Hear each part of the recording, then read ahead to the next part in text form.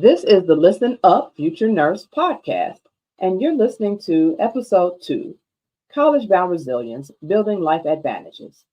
In this episode, we chat with Carol Ben-Davies, the founder of College Bound Determination, about her mission to support students and parents through the college journey. Carol shares what inspired her to create College Bound Determination and how her experience in university admissions has shaped her approach. We discuss the recent FAFSA era and its impact on College Decision Day, while offering advice on navigating uncertainties, yet needing to make informed college choices. Carol identifies common pitfalls for college-bound students, especially aspiring nurses, and explains how her programs prepare them for these challenges.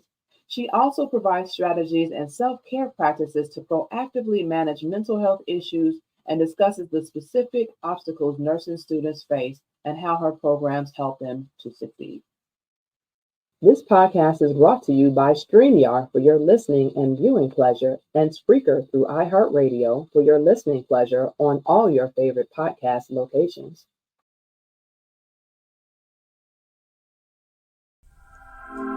You're listening to an episode of Listen Up Future Nurse Podcast. Scan the QR code if you're watching, or click the link in the podcast show notes to get your virtual remote. Make sure to tune in and subscribe on Spreaker and follow us on all your favorite podcast locations. And watch us live online on all of your favorite social media sites. No login, no problem. No matter if social media isn't your thing or you're taking a break, you can listen in right on our website.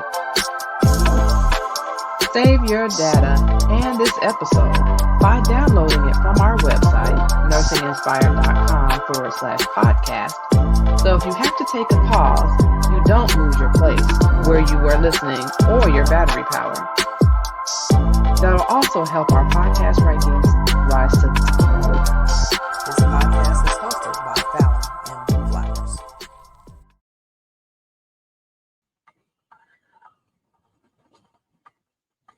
Carol Ben-Davies is the founder of College Bound Determination, a guiding force for parents in strengthening their children from the realities of college, which means preparing beyond college admissions and preparing for college and life success.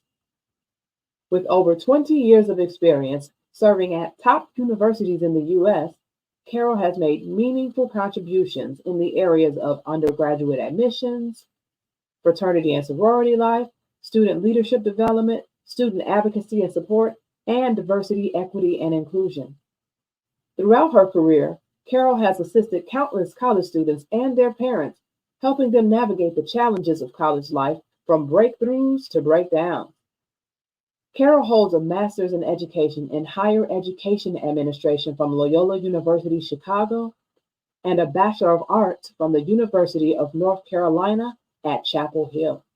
She is also the co-author of You Can Go to College for Free, an anthology that provides tips on how to find and keep scholarships. To see Carol's entire biography, please look at them in the show notes.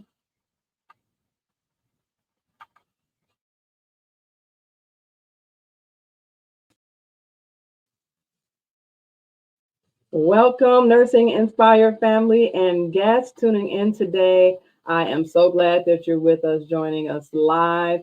Listen up. If you're watching us on social media, make sure to let us know in the comments where you're tuning in from.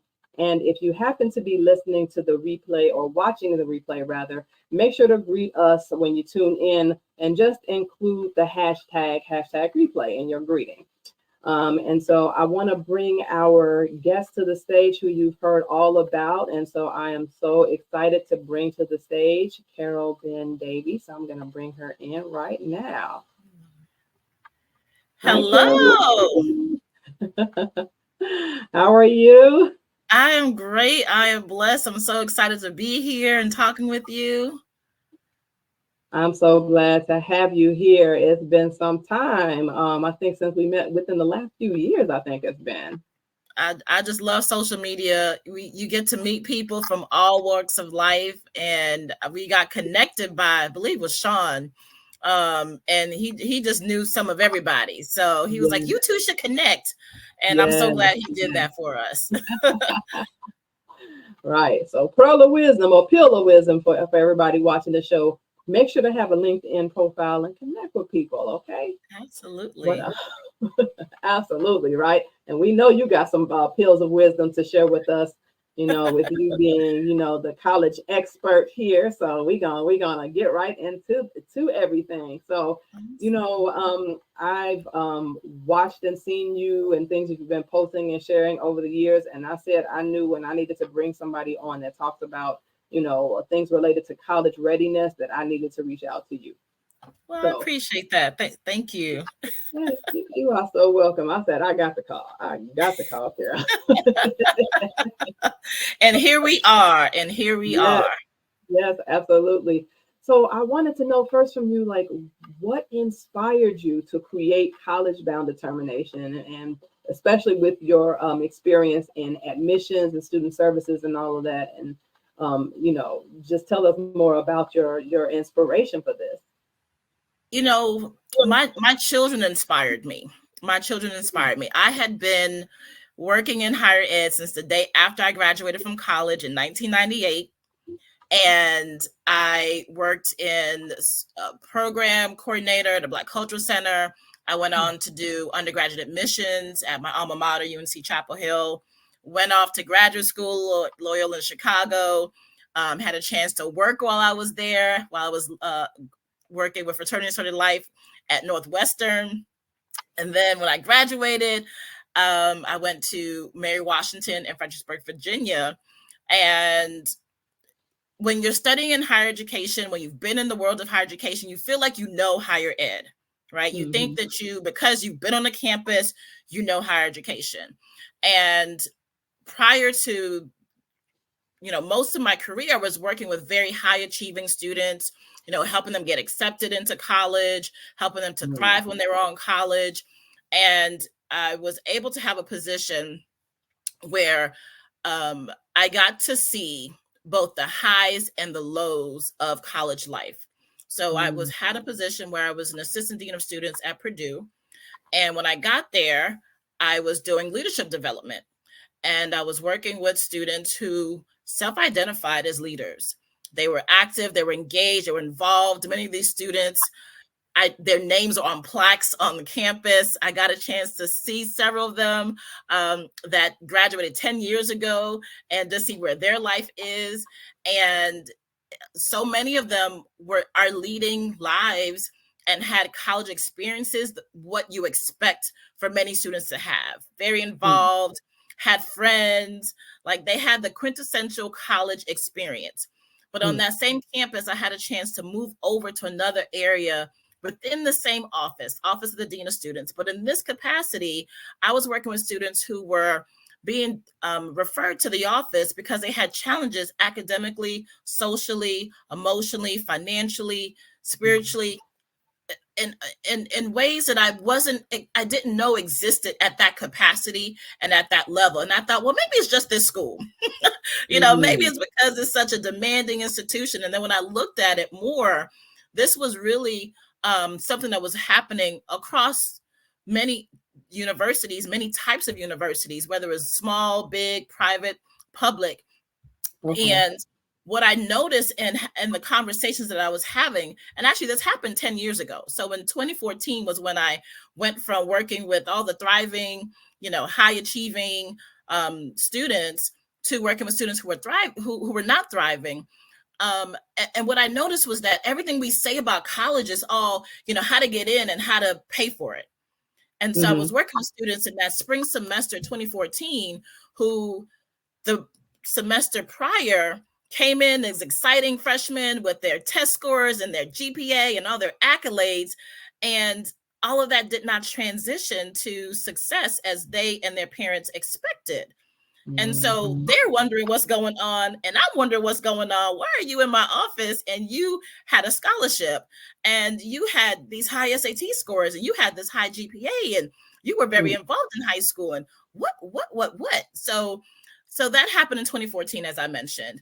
But 2015, I had my first daughter. In 2016, I had my second daughter. And those two were honestly the inspiration, because it helped me to understand, and I have high empathy, being someone who started in a career where you didn't have children and you can't see things from the perspective of a parent, and having and being a parent and seeing in our house, well, get these house in this school district because this school district will be the best, outcome and yield for your child's success, and do all these things because you think this is going to, yield these results that they tell you is going to yield. And then you have them talking to parents who did all the things. They did all the things everybody said they should do for their children. These kids did all the things that they were told they should do. And then it's just like this big disconnect. And then you have these parents who are, concerned and worried about their kids, but they're being told because they're helicopter parents and they're doing too much and they need to back off. And here I am crying because I just had my children. And I'm just like, oh my gosh, what's going on? Oh my God, I understand this. So I felt the connection of what people and students were being told about how to get in and prepare for college, the disconnect when it comes to paying and financing college, but also the challenges that were very common. I call them the common college pitfalls that were occurring with students who were both first generation and multi-generation, who were from rural and urban, who were Black, white, brown, the whole, like all across demographics. Students were experiencing very similar things, even though many would say only certain students should experience homesickness or challenges academically or challenges socially. And so it just really gave me this great perspective that I think is unique, because I have had experiences with multiple areas within the university and helping multiple students with various skill sets and talents and strengths, and seeing how not focusing on the holistic aspect of college was a disservice to those students and those families. Wow. That was a lot. Wow. Sorry. No, I mean, it's really inspiring, I just have to say, but it's also interesting to hear just the background behind what you do and how long you've been doing what you do as well.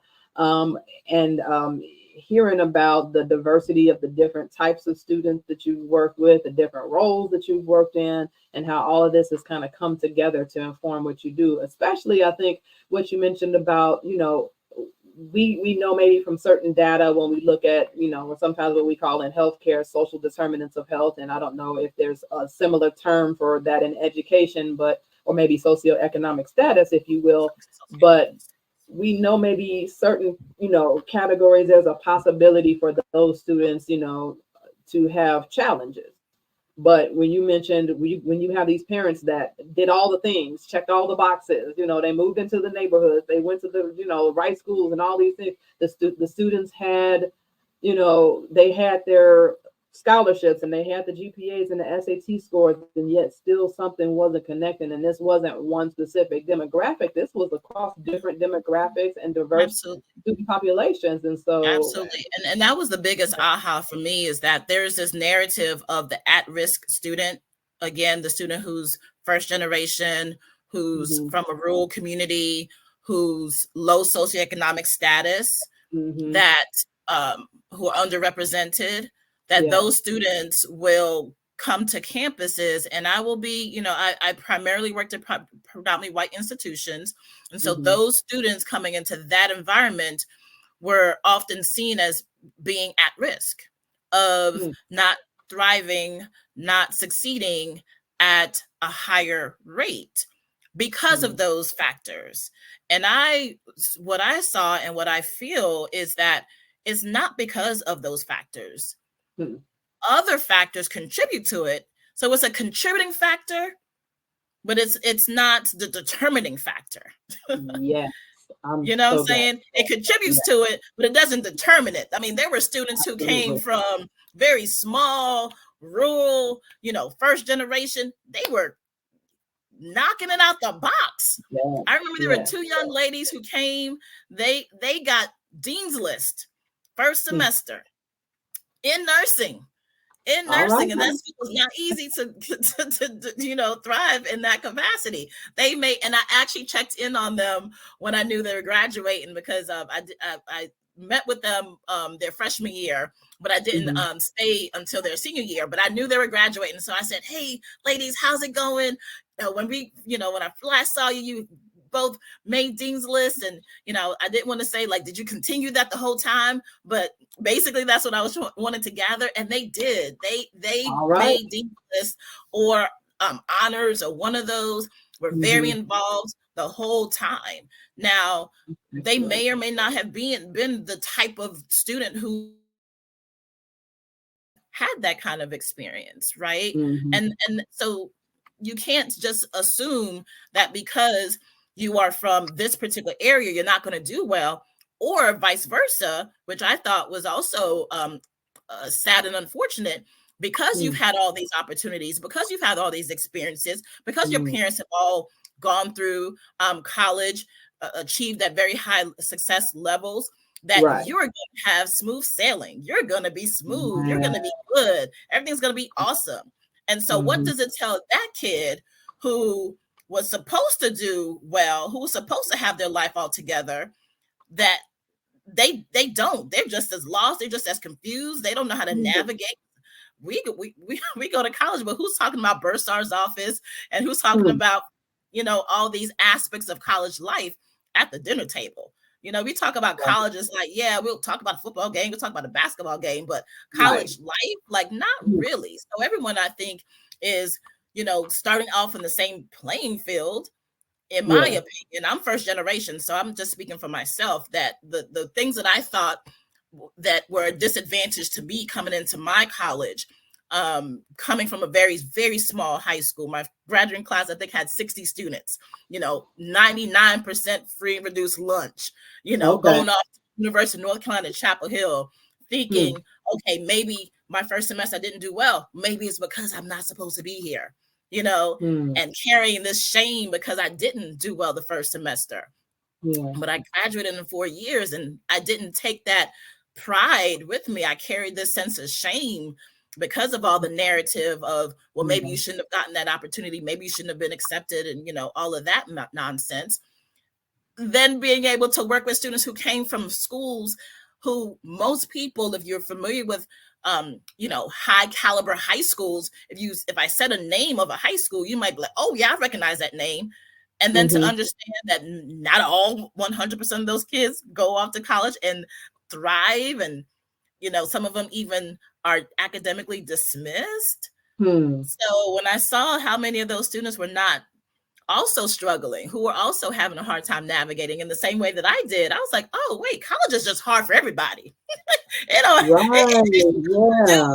With and I don't want to diminish it, like it doesn't have anything to do, right? It absolutely does. There's a lot of research, there's stereotype threat. There's so much that impacts how we show up to a campus, how we think about ourselves, how we think about how we can succeed, how imposter syndrome impacts many of us, whether it's women in STEM fields, whether it's, whatever. There's all these aspects to life that can knock you back. So I don't want to say that none of those things matter, and you're just, but from my experience, there's so much more to success, right, than what many people were assuming, which is, if you have this as high SAT score, you have this high GPA, you came in with all these accolades, you're going to come on campus and thrive. And I hear that so often still, with so many universities moving back to requiring the SAT and test scores, saying that is a predictor of success. And I don't want to, there's more to it than that. There's more to it than that. You cannot determine someone's, their sense of self is not, there's no test for that. There's no test for the confidence that some students come in with, the positive growth mindset that many students come into college with. the grit and determination, like you can't see that from a test. You can't see that from a GPA. And so those things are not measured. And so you can't tell me that because you have this score, you're going to do better than another student. And I thought too, that how unfortunate was it that a student was admitted because they had these high scores, because they had this GPA, but the student was denied because they didn't. And could that student who didn't get accepted or admitted, could they have been just have done as well, or at least or better, have the to even try because they didn't have that score? So it's a lot in my head. I think about this quite a bit, and sometimes I'm like hard to like really articulate because it comes from my gut and my heart, you know. But it's just why I started the business and why I like to talk about this in this way, because we don't think about it and hear about it in this context. Like I feel I lived through Groundhog Day with this whole college cycle, because we have students who are now graduating from high school, class of 2024, right? They're going to be coming into college in the fall. We have college sophomores who just were in their place last year, who had great expectations of where they would be. Some of them were so excited about selecting that institution that they went to. And some of them are like, no, this is not the place for me. I'm going to leave. I don't like it. I don't like it as much. Some of them may be thriving academically, but they hate it socially. Some of them may have thrived a little bit too much socially. And then at the and then, you know, academically things weren't well, right? Some families decided, oh, my baby wants to go to the school. I know it's going to be, you know, expensive. I know we're going to have to sacrifice a lot. We're still going to send them there. And then they realize when reality hits, we can't afford this. So then they have to pull their child out of school after they've made friends, after they've gotten acclimated to the campus, and then they have to leave and go somewhere else because they haven't, the family really could not afford to send them there. But on this emotion of, well, you know, I got accepted and I want to be here. This is my dream school, yada, yada, yada. The dream has to match the reality. So if the reality is that you can't afford it, or if it's too expensive, it's just not a wise decision. So, you know, I've seen all of it, talked to so many parents, and it was just hearing so many of the same stories over and over. Really reading books like College of the Overwhelmed, because I was seeing the impact all of this has on students and their mental health. And so we talk a lot about it more now.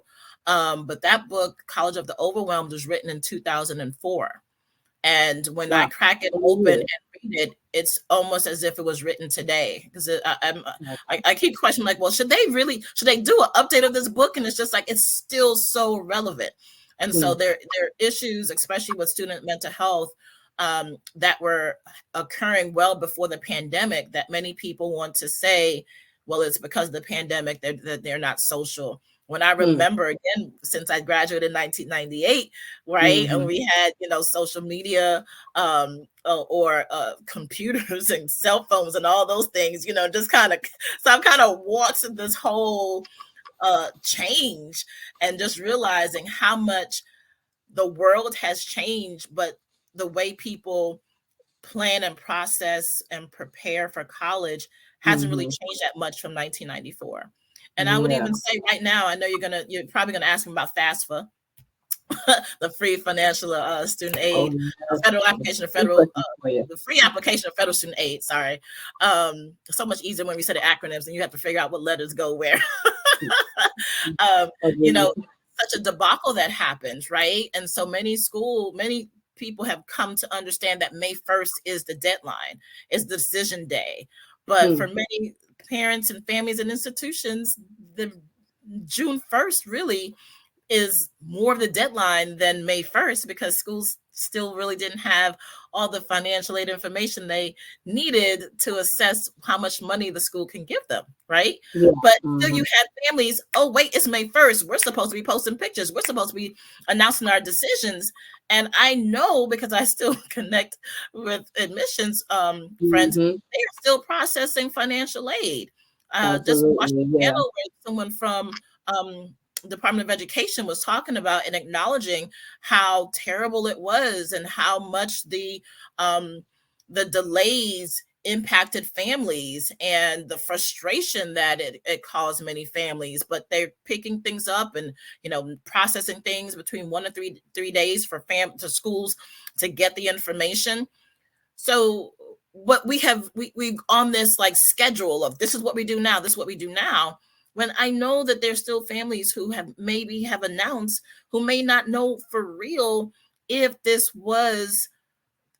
going to be a good financial match. Yes. Right.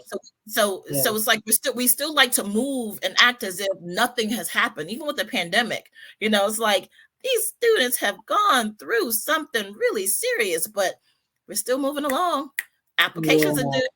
Get those essays in.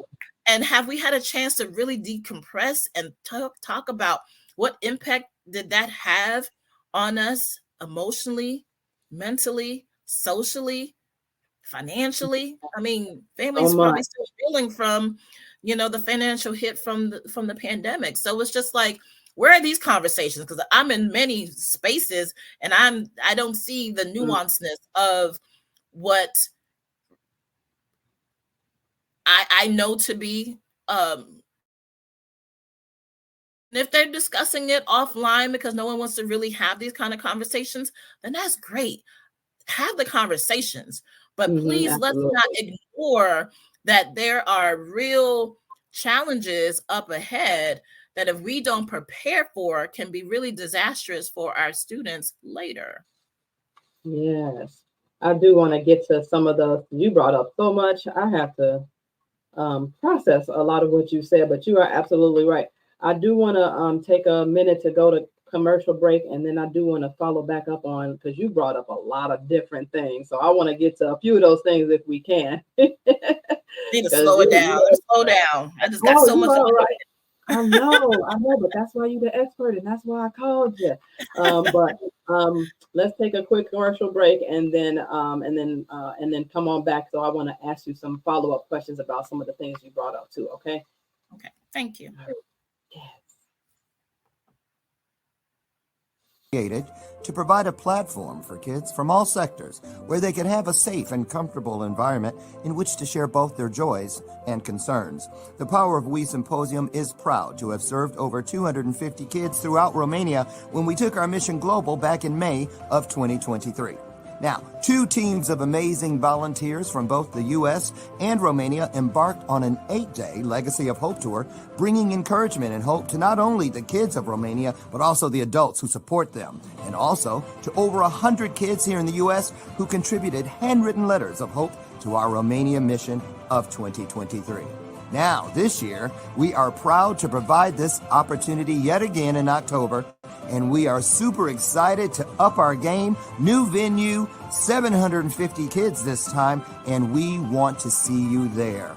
We're looking forward to meeting you in person at this year's event, which promises, as always, incredible speakers, amazing content, and of course, some of the greatest kids on the planet. So, mark your calendars for October 24th, and we'll see you here in Chicagoland for the Power of We Symposium 2024. This year's theme is Always Together, Never Alone. Tickets are available now on Eventbrite or at powerofwesymposium.com.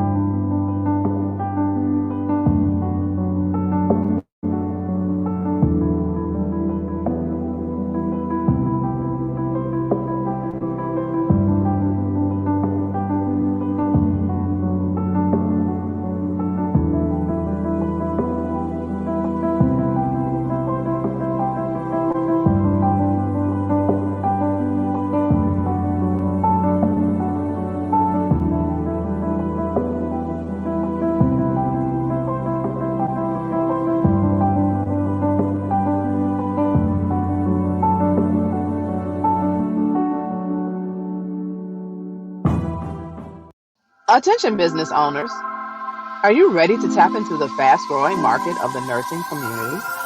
Partner with us to showcase your products or services to this dedicated audience. Nursing programs, especially at HBCUs, educational programs like CNA, phlebotomy, and CPR, healthcare staffing agencies, and businesses focused on self-care and mental health support.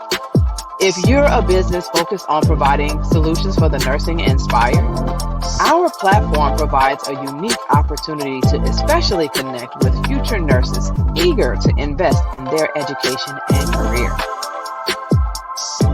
You could be next for a sponsorship advertising opportunity on the Listen Up Future Nurse podcast. Contact us at info@NursingInspired.com to learn more about advertising opportunities today. All right. So we are back.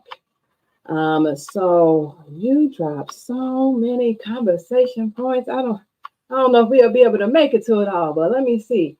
You brought up things like pitfalls. You talked about mental health, the pandemic, and the students that are coming through that now, because even some of the students that you mentioned now that are going into their freshman and sophomore year, those were the same ones who were in high school that went through the beginning of the pandemic in 2020. So let me see. So I guess starting, and then you also actually mentioned something about the FAFSA and decision day too as well.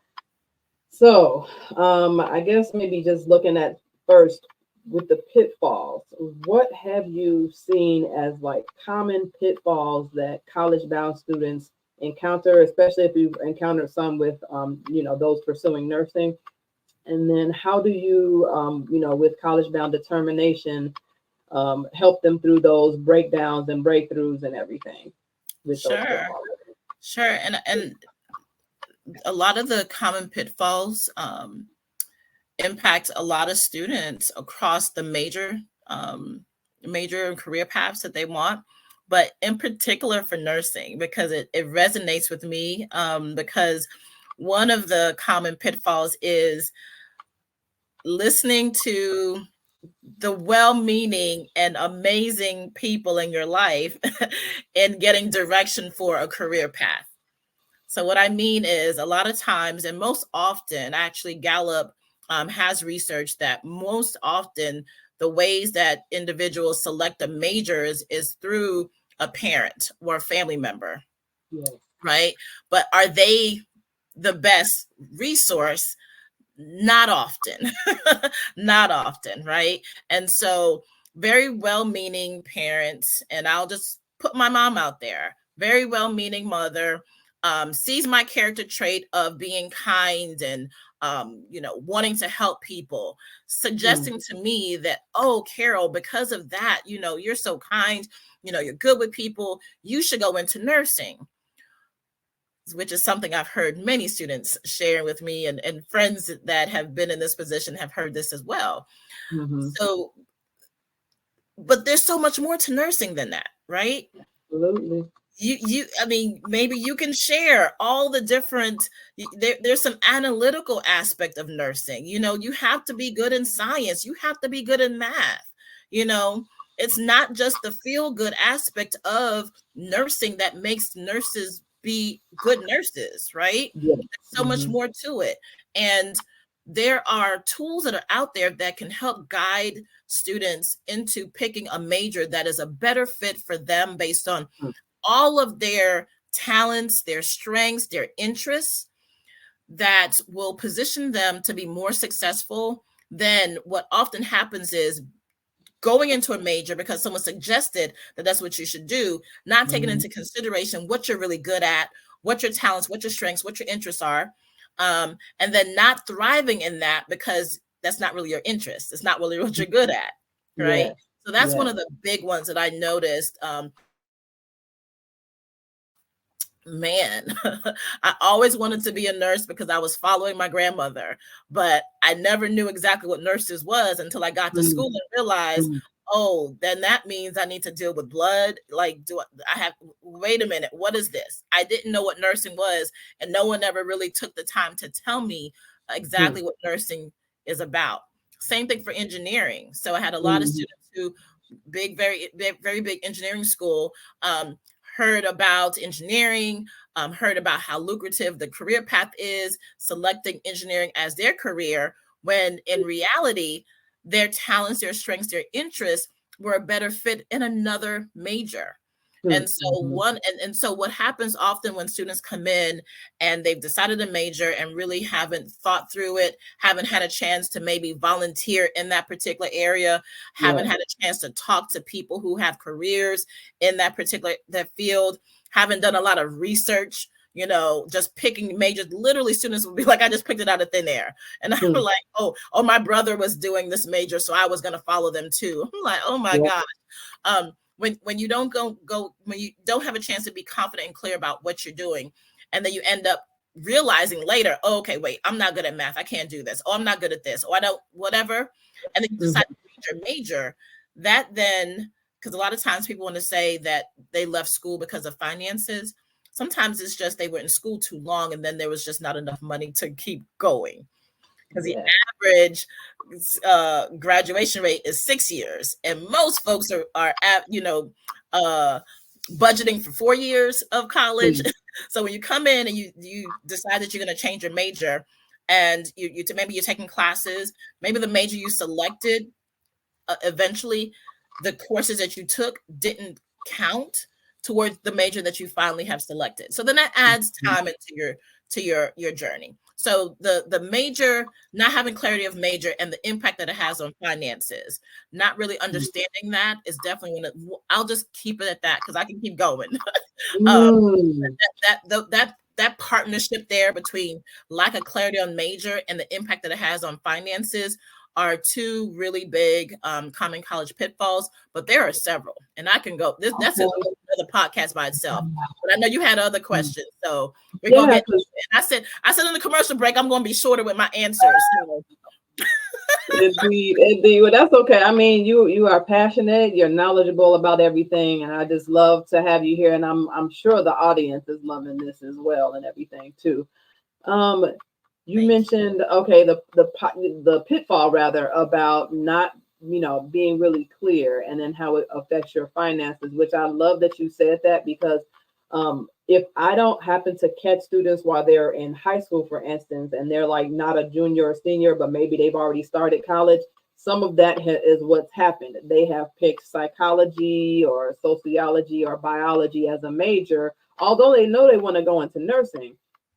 They pick that as a major, so then they're taking all these classes and building towards that degree. Meanwhile, their financial aid is slowly running out, and there's not much left. So by the time it's time for nursing school, they don't have any money left.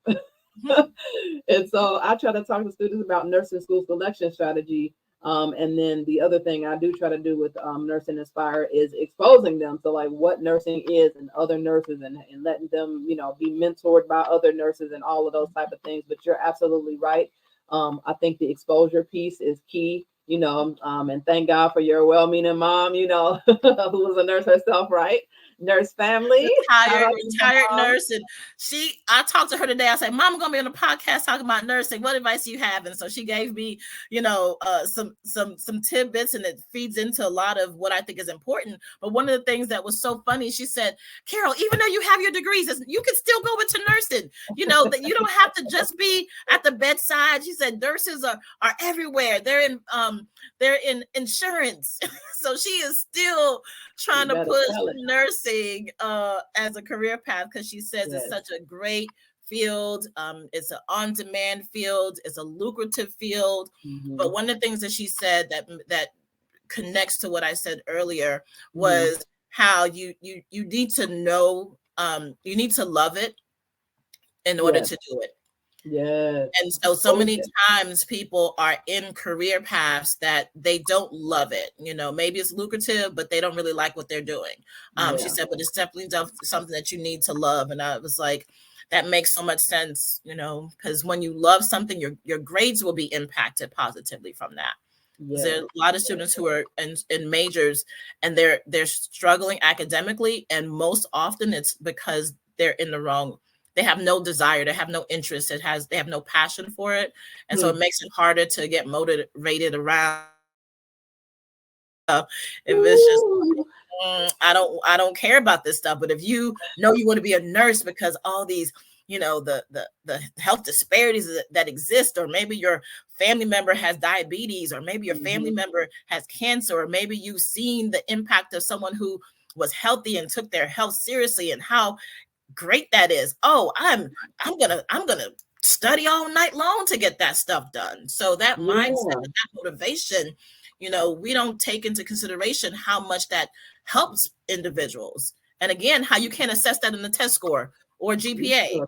Oh, I mean, you are telling it. I knew it. I knew it was one more thing that you gave. You gave. Oh my God! Oh, this podcast is just going. Because what you said about the students and the SAT scores and how certain things you can't measure. There's something in healthcare, folks that major in healthcare, different majors. There's something called holistic admission review or holistic review. I don't know how much you're familiar with that. You may be. I mean, you're the college expert, but absolutely, that's what we did in my admissions office. Very holistic review. So it's not just looking at a test score. You're looking at all aspects of an application because you're more than your score.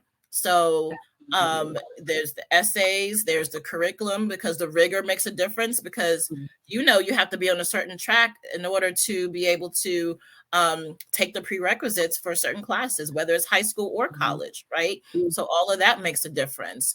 The grades, the grade trends, the letters of recommendation, talking about your character, your involvement, your leadership. I mean, there's so many things that goes into it, but all I ever hear are test scores and GPA. And it's just like, you can have a 4.0 GPA, but what classes did you take? Like you taking mech and gym, you got to, okay, great. With your 4.0, you can't get into some of the schools I worked at.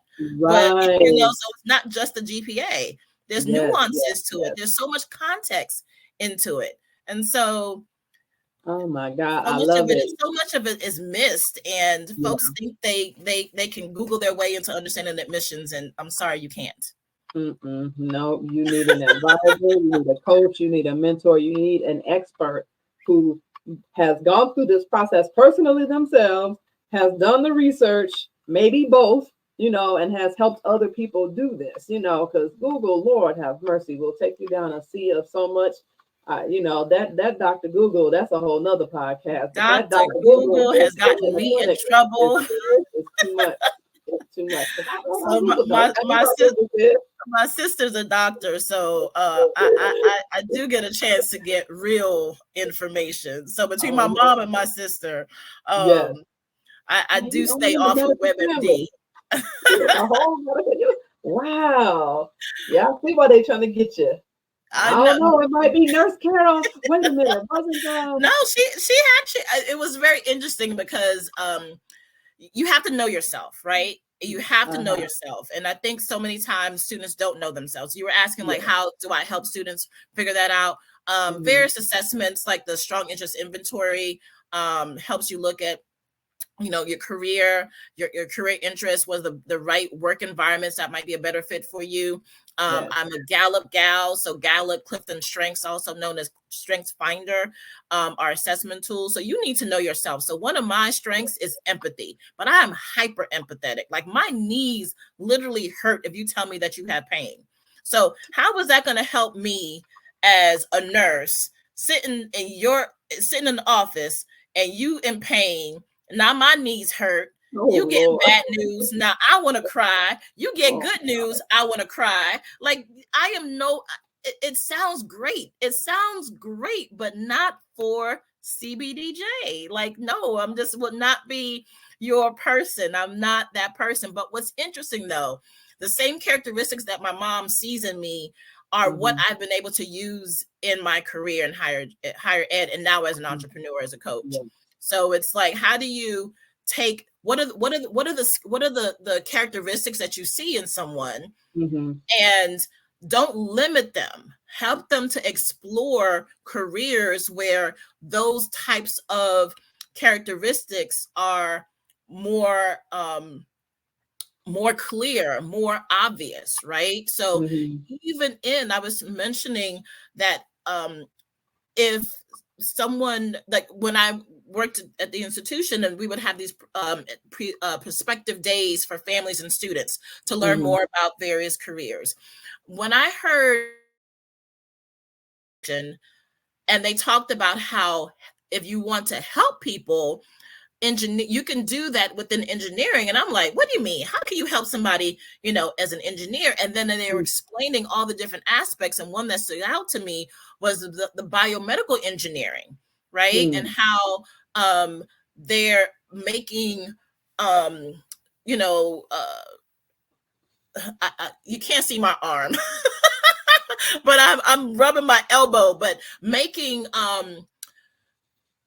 like a prosthetic arm? Thank you so much. Thank you so much. It could not come out, but it's there. It was in my hand and in my arm, but it was not coming out my mouth. But yes, prosthetics and other biomedical devices that help. And I was like, oh, wow, I never thought about engineering and science from a helping standpoint. It was more so from the academic, the research, the analytical aspect of it. So it's like, what is speaking to that person that's going to make them excited and interested in pursuing that career path, but helping to align it in a way that it makes sense, because maybe the analytical piece is not something that I felt like I was good at, but could I have hired a tutor to help me with math and science? Could I have gotten there? Could I have gotten there with some support? Because from the people who are PhDs in mathematics, they make it seem like math is, nothing to be afraid of, and science is nothing to be scared of. And it's just understanding it. I just love the PhDs in math, because math and I are not friends. But again, it's just like, no, if you just had somebody explain it in a way that you can understand and retain it, then maybe you can cross through some of that barrier there. Right. Yeah, absolutely. Yeah. Which sounds like really like another pitfall. So with, you were kind of mentioning about some of this with college bound resilience programs that you have.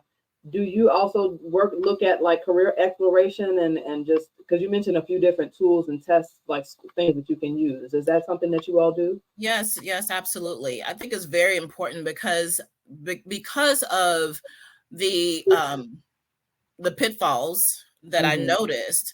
What I did after I left higher ed was look at what were the challenges that I saw that could have been prevented.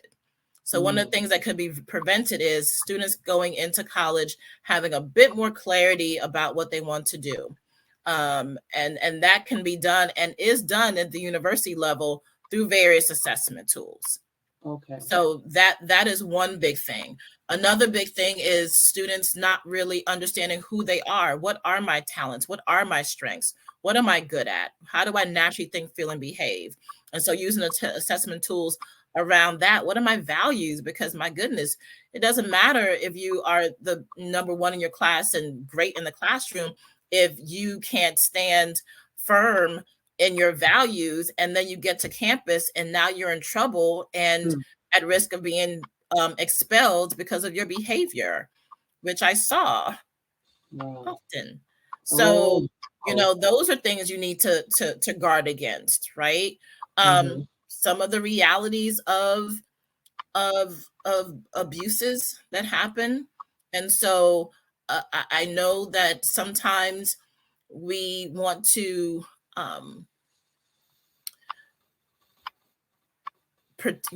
protect our children from every and anything, but if we're not open and honest about some of the threats that are out there and how to protect yourself, simple things like don't leave a drink unattended, don't walk alone. No means no. Right. All times, no means no. There's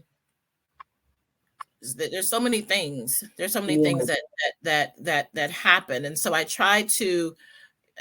And one thing that I noticed too was some of the things were very cyclical, so they happened at the same time of year.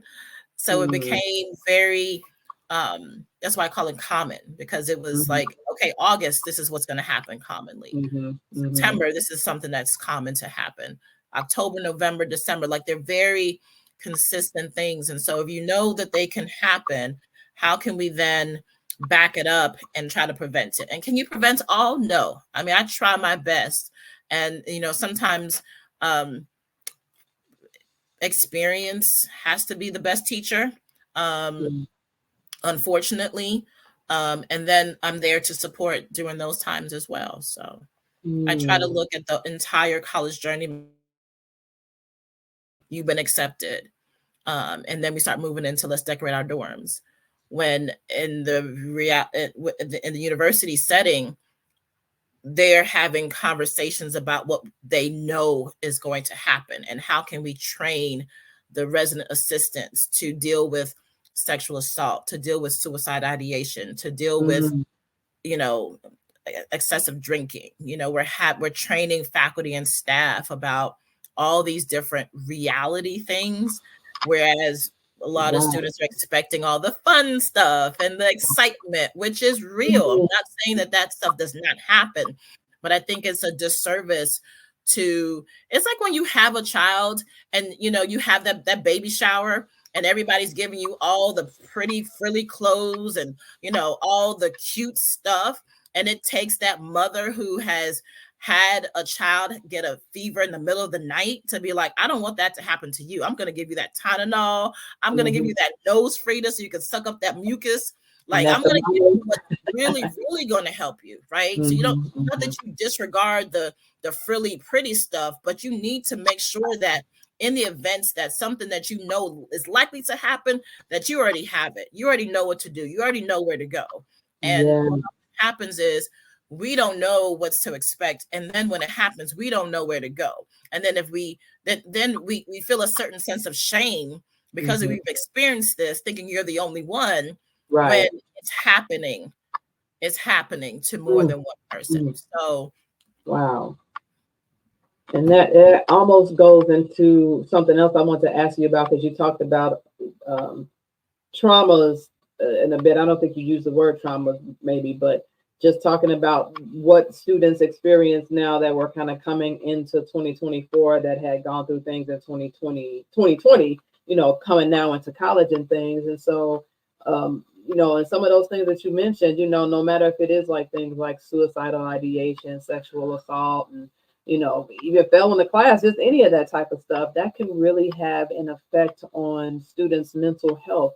And so, are there any strategies that you talk to, since you mentioned like the universities are preparing the instructors and they're preparing the resident assistants, are you sharing any like strategies to help parents and students to kind of proactively manage or kind of prepare for the mental health aspect and just the things that could possibly happen for them? I believe I attempt to. I feel that one thing that is really important to highlight is we need to start normalizing mental health. We need to start normalizing our conversations around mental wellness. We need to start normalizing therapy. I was saying today to a student that I think therapy is one of the best life hacks there is, because you're learning life skills, you're learning life tools. They're teaching you how to regulate. They're teaching you how to be in the moment. And so, if you have anxiety when your mind is, 500 steps ahead about the worst case scenario, and you're having depression, which your mind is several years behind thinking about all the past, staying in the moment and practicing mindfulness are effective strategies, because managing your mind is is a very hard thing to do, but you have to work at it so that you've had chance to build up some resilience, so that when you're experiencing something, you already have tools in place. Yes. And so I often, my social media pages, I am talking about the different ways that self-care is important. Mindfulness is important. controlling your self-talk is important. Because one thing I remember a student saying, and I thought, this is the key. They were experiencing some very stressful situations, as most students do in college. And they said, but you know what? I had a high school teacher and they, really helped us with some mindfulness and, talked to us about different strategies like journaling and, walking and exercise. They just went through like a checklist almost. And it's all the things, often people will hear about, if they ever go through therapy. And I told the student that they needed to go back to that teacher and thank them for having the tools in their toolbox to where they were experiencing something, but they knew how to handle it. Yes. A lot of students go through things, but they haven't had the tools. And so, yes, I think it's very important to talk through the tools. It's very important to, normalize what they may be going through. I'm always letting them know, because one of the things that happened when I talked to students and families was they felt what they were the only ones going through it. They literally didn't think that anybody else was experiencing homesickness or, dealing with being a high achiever and all of a sudden feeling like a failure, dealing with imposter syndrome. Like they just felt like they were the only ones. And that is not, that's not helpful for anybody. Yeah. So, yes, I think talking about a mental health and having a mental wellness strategy of what do you do to decompress? How do you, practice self-care? What does that look like for you? For some people, it could be many different things, but figuring what that is and what that looks like when there isn't a crisis happening is so much better than trying to figure it out while a crisis is happening. Ooh, you better tell it. I always say proactivity is better than reactivity. Just because, us reacting in the moment might not be the best reaction that there needs to be.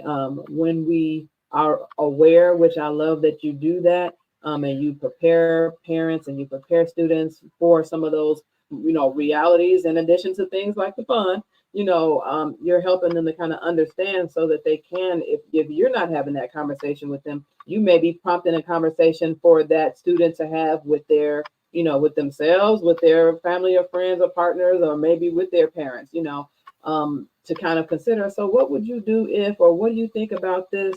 Just having those conversations, because like you said earlier, people are sitting around at the dinner table and they're talking about some of the other aspects of college, but what about this other stuff? We need to have those conversations because I know for there's opportunities for students to, for instance, use like ADA services, for instance, and they can get additional time for their exams and, assignments and things like that. If they have a mental health diagnosis or if they have something, some documentation from a therapist, but if you're not going, you don't get that support.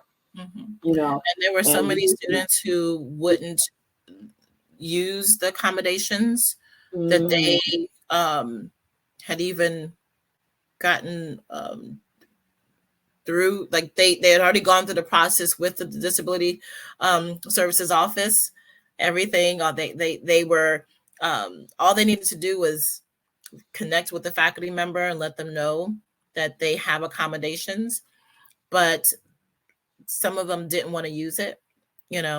I can do this myself. I don't need it. I want to prove that I'm here on my own, merit or whatever the case may be. And so it's important to recognize that, we all learn differently. Our brains are wired differently. And if you need help and support, use it. Use the resources that are available. Because it has been a make or break for many students. And then they realize later, oh, well, maybe I should have told my professor I get accommodations. And it doesn't mean you have to necessarily say, I have bipolar, I have anxiety, depression, or all three. I mean, you don't have to dispel all of that, but, just get that documentation and present it and do what you need to do. If that's something that you need to do, or, because some people don't even realize that is something that they need to do. So I am glad that you are, just being there for students in their college journey, advocating things like self-care and using the resources and all of that. And not only having the conversation with them, but having the conversation with their parents as well, because it takes a village. And sometimes, people feel like they're by themselves and alone. And when you have a support system around you, I think that really can make a difference in your success, which is kind of what we're talking about, college bound resilience and your success with that, and the type of advantages you can have just with having that support and using those resources. I You have definitely can't and should not go to college thinking you can do it by yourself. That's a really big absolutely. thing. You need a village, you need a crew. I have a crew when we talk about how important we are in each other's lives. A lot of times we think the isolation is the key, and that is one of the worst things that we can do for ourselves. We're not meant to be alone. Absolutely, because as they say, there's no I in team. Plans for nothing, it's really it really is, are there because of people's life experiences and wisdom that those that came before us have had and everything. So I think I want to ask you one last question.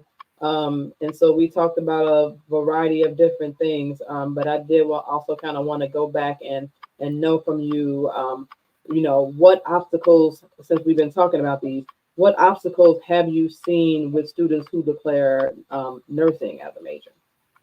The big thing is not knowing exactly what it all is involved. The lack of clear understanding of what it is, because they haven't maybe done volunteer work. So one of the things I would love to advise is see if you can find some volunteer work, connecting and getting a mentor, right? Making sure that you understand that it's not just about a personality trait, that you need to be strong in the maths and the sciences, and what can you be doing, and how can you leverage the resources on the campus, whether it's high school or college, to make sure that the gaps that you may have are filled, and being okay with that. One of the things too is some students feeling that they have to get nursing through a 4-year institution. I hate to say it that way, but It's all right. Let it out. I believe, that it doesn't matter whether you go to a 4-year institution or you get your degree from a community college, you're going to be called a nurse anyway. I have never, and I have been to the doctor and have seen many nurses in my lifetime. I've never once asked them whether they went to a community college or whether they went to a 4-year school. I just want to make sure that they get my blood drawn quickly with my thin little veins, and do that with the least amount of harm to my arm, or with few people having to come and be the right person to be able to get it.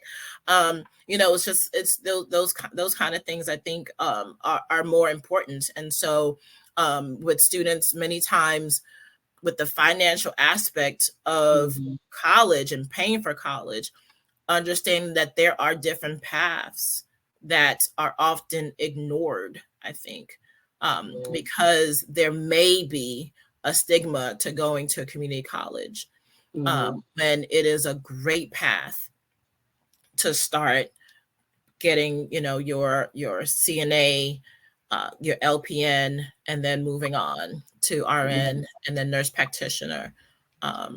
So I think that's a big thing. Just thinking that it has to be done a certain way. There are various paths to it. Making sure you know why, know your why, what's your why, just asking yourself constantly, because that why and that motivation will keep you pushing through those long nights of that journey, because nursing is not easy. I think people think, oh, nurses, they're so nice, oh, they're so y'all just look so nice. You know, I've never met a mean nurse, but it just seems like it's again about that personality trait, and it's beyond that. It's beyond that. Yeah. I love it. You hit the nail on the head, because I definitely, when I coach students, we look at all the variety of the different types of ways that you can enter into nursing, and we don't always have to just look at that one, because it's, you know, they're there for a reason. You know, people have different life paths and needs, financial situations, and so much more. And so I love that you know, also brought in LPN, because I always have to say and stand up for the LPNs and LVNs out there that they are nurses too. So I just like to state that for the record, you know, for the people in the back. Yep, and just showing some overall nurse love, which this is so amazing, because I'm still considering this is Nurses Month. You know, even though Nurses Week is over with, this is still Nurses Month. May is Nurses Month. So now, wasn't 2020 the year of the nurse? Wasn't 2020 the year of the nurse? Yes, it was. And didn't we need y'all? Yeah. And didn't we need y'all? Our heroes. Our they heroes. loved it so much, they even named 2021 the same year. But after that, well, good. Turned a little bit. But that's you said what? I said, but after that, the tables kind of turned a little bit. Some of the things we've seen in the news nowadays is a different story. But that's a whole nother conversation. But but absolutely it was. But I've asked you a lot of questions. I have what I want to include. And so did you have any questions for me before we close out? Yeah, so I often ask people, what was their college and career journey like? So how did you come to nursing as your profession of choice? Oh, okay, yes. So that's funny you brought up engineering. So my mom told us, you know, when we were growing up, you got to either be a doctor or an engineer. And I'm like, I don't know what engineers do, so I guess I'll be a doctor. But I found the calling for a nurse practitioner while I was in undergrad, getting my bachelor's in biology. Met a nurse practitioner. She showed me what she did, told me what she did, and I'm like, well, I can do that. And I already knew I wanted to do women's health and reproductive health. I just loved that since I was like a preteen. So I knew that was where I wanted to go in healthcare, but what path, I just didn't know until I met her. Thank God. I don't even know her name. I wish I could thank her. But got my bachelor's in biology, you know, so my financial aid was used up, like we talked about. So then I got my associates in nursing, and then I did a bridge program of RN to MSN at Loyola University, Chicago. Oh, go Ramblers! What? Hello, Ramblers. And that was a dual program, so that was RN to MSN with women's health nurse practitioner at the same time. And then so that's my journey. In short, of course, there was, I guess, maybe a couple of schools along the way where I had to take prereqs after I finished most of my classes for my undergrad, but I ran out of financial aid and I couldn't stay at Western. So I had to come home and do some classes here in Chicago just to fit the bill for those prerequisites. But that's essentially the accelerated version of my story of how I became a nurse and nurse practitioner. And my love for women's health and reproduction just came from my exposures over youth.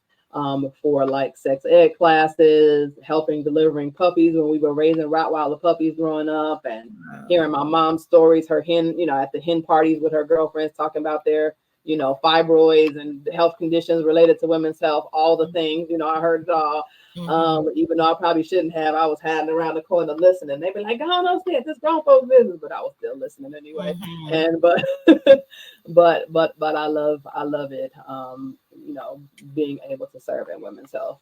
So that's my piece, and I'm sticking to it. Awesome. Well, thank you for sharing that. Yes. And so this has been such an amazing conversation. You just had all my bells and whistles going off today. Tell us how everyone can reach you, where people, you know, should try to connect with you at. I would love to connect with you on LinkedIn. So you can find me, Carol Ben-Davies. Just connect with me there. You can also find me on my website, carolbendavies.com. I hope to connect with you all, to be supportive of you as you're going along the college journey. I particularly like to focus on helping students prepare for the realities of college. So after they have been accepted and after they figured out how to pay for it and after they think everything is done, I want to be like, but wait, there's more, and supporting them to understand how they can really leverage that college experience. I really noticed that those students who were able to come in and understand how to leverage it, or at least wanted to take advantage of getting to know what the university has to offer. It's a very expensive experience, and wanted to milk that place dry. They had really solid experiences. And I think that that is possible for every student who comes onto campuses. And I would love to see that happen more. Yes. And any special announcements or upcoming events or anything that you have coming up at all? We are going to be launching a program to help students prepare. So connect with me. We're going to be looking at applying our strengths to college. So connect with me on LinkedIn for more information. All right. Okay. Well, you all heard it. This was Carol Ben-Davies here with College Bound Determination. This has been a wonderful conversation. Make sure, again, to share this out on all your social media and tag some people and all this. This is definitely a conversation not to be missed. Thank you so much, Carol, for joining me. Thank you for having me. Thank you. I really appreciate this opportunity. Thank you. Nursing Inspired family and visitors. Did you know that this podcast has a supporters club? By becoming a supporter of this show for just $7 a month, you can play an active role in helping me to continue producing the content that you love. You can also consider making a one-time donation of $5, $10, $15, $20, $25, $30, $35, $40. You know the rest to support this thing that I'm doing and everything I'm doing with Nursing Inspired, including things like giveaways for youth and students when I go and exhibit and vendor at different events. You can find the links in the show notes for a one-time donation or to join the supporters club. And so I just wanted to make sure to let you guys know that this is something that I have available. Now let's finish up with our guest. You're listening to an episode of Listen Up Future Nurse Podcast. Scan the QR code if you're watching, or click the link in the podcast show notes to get your virtual remote. Make sure to tune in and subscribe on Spreaker and follow us on all your favorite podcast locations. And watch us live online on all of your favorite social media sites. Do you have ideas about who would be a great guest on this show, or perhaps you have a topic that you want discussed? Let us know. Send me an email at info@nursinginspired.com or text at 773-609-0649.